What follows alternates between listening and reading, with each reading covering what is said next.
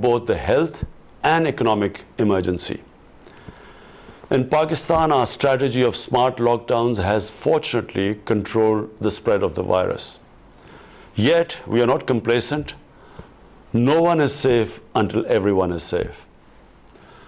I hope a vaccine will soon be available.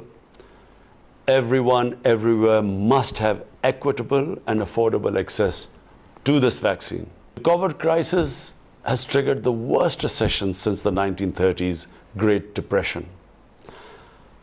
As usual, the poorest countries and the poor in all the countries have been hit the hardest.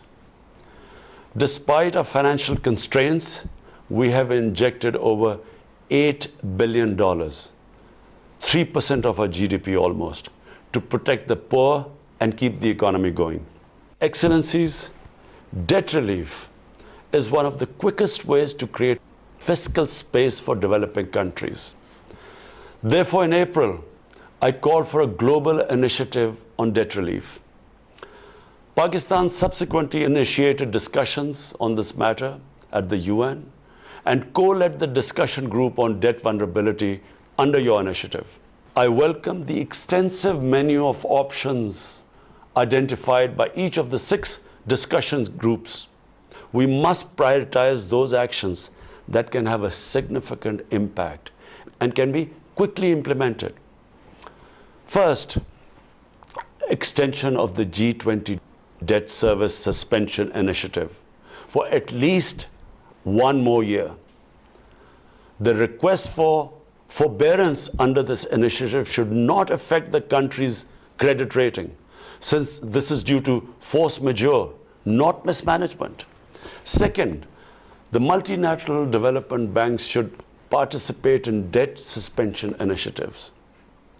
Third, other short-term measures which could cover both official and private creditors include debt swaps for health, climate and SDGs, debt buybacks, reprofiling debt, and regional resilience funds. Excellencies, investment in sustainable infrastructure will be key to economic recovery and realization of SDGs. We should create a UN infrastructure investment facility to mobilize an additional $1.5 trillion annually for the developing countries. The IMF estimates that developing countries would require an additional $2.5 trillion to recover from COVID-induced contraction. Rich countries should support the creation of at least $500 billion in special drawing rights and relocation of unutilized SDRs.